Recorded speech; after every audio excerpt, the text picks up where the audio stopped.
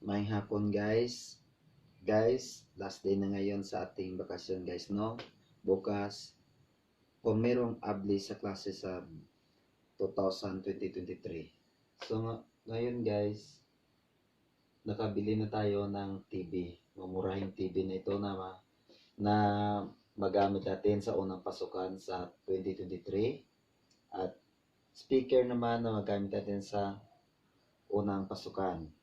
Guys, ang TV, ang dala niya ay mamurahin na ito pero meron siyang kasamang remote at saka HDMI para pang-connect natin sa laptop.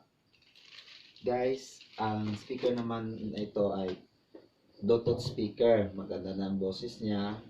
Kayang-kaya na sa loob ng room natin na mayroong Bluetooth na koneksyon, AV na koneksyon at saka FM radio.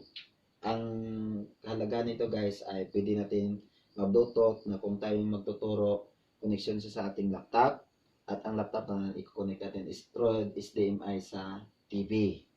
So, ang speaker guys, mayroon siyang dalang microphone. Ito. At saka mayroon siyang AV connector. Ito. At mayroon siyang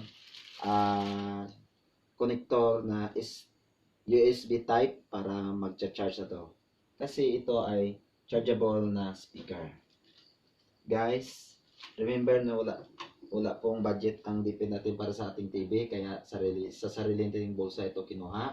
5,500 ang TV natin. Mamurahin ito pero usable. Saka ito ay 2,000 ang speaker na may tatlong item na dala. USB connector para sa charging at saka yung maliit na mic at saka yung AV na connector para sa laptop papunta ng ating speaker.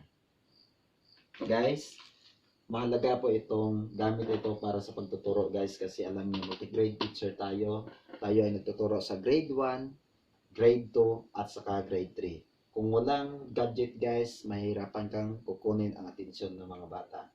Guys, mura lang ito sa online, 5,500 plus 2,000, nagiging 7,500 guys. Mayroon na tayong magamit sa loob ng room, papunta sa ating laptop. So guys, yun lang. Magandang hapon po. Bukas, handa na po tayo sa ating unang pasukan. Maraming salamat. Guys, paki-subscribe na lang ating channel. Please like and share sa ating YouTube channel. Maraming salamat at mabuhay po tayong lahat ng mga guro.